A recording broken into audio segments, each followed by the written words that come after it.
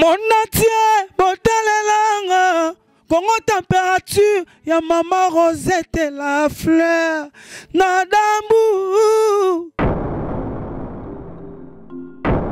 Après avoir défilé na ba site Pola, mais cette fois Congo Température TV.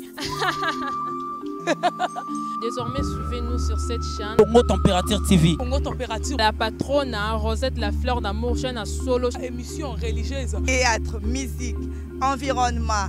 Bah, émission sportive. Émission politique, donc nulle part ailleurs. www.congotempérature.com. Pour nous avoir information à temps réel. Congo Température. Et yena mo pepe asika. Ya tobina Congo Température. Et yena mo pepe asika.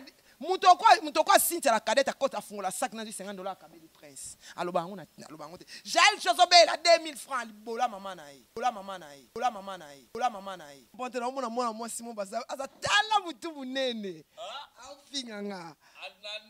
Abomi ça 5 personnes.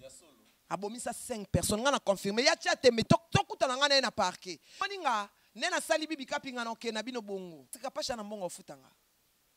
Kapache eloko zo ganga na kati na ngeza bolamu. Poni na okote la kapache na okote la karinte. Bomo no teke bizarre. Ngana ganga obi na banjora mutokwa njora penda inyar njora tanga klaste njora na ebite vraiment njora babe atika ko linge mukolo mote na babe atika ko yoka na te. Vieux wana. Ezo garder li ezo uta likolo. Mukonga na mona Karina vieux wana. Na comprendre déjà ngabia G baby. Na ina Karina un jour wana. Ah pe ba peso pe ba longo lio na fimbu sope ken pe na moni peso suspension. Kena ko suspendre ngata ko longo ngata ba longo la muto aya kamsala. Bo longo la muto aya kamsala ngasi na komana kena ko infiltrer na kena nga suti. Mais obando ke musala. Na kenda ate, ayibi kena kenda ate pour na comprendre déjà que bas tango basolo ba makambo. Tango basolo ba makambo, baso tanga bateau place poisson na ngana olele izalati. Ngana mona jale yona rituni mais ngana mona nganga na boya yango te. Et otanga ba kombo ya batu oyo bateli yo comme ba cible comme lora ba po ba tchela au poison. Bato d'abord na ken piana na ngana lia na mutu ba tche cible ali boso pa tchela au poison. Boso na ngana kufa na micro film na film. Ngana kufa na micro film na film. Kena bana comprendre que obenga to sa émission na oboya. Monatie botalelanga Congo température ya maman Rosette la fleur Nadambu. Après avoir défilé na ba site Pola, mais cette fois Congo Température TV.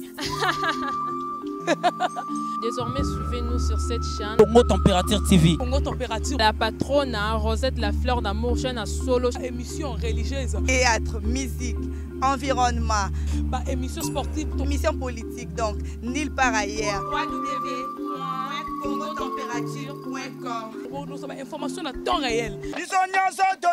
Congo Température. Et yena mo pepe asika. Ya tobina Congo Température. Et yena mo pepe asika.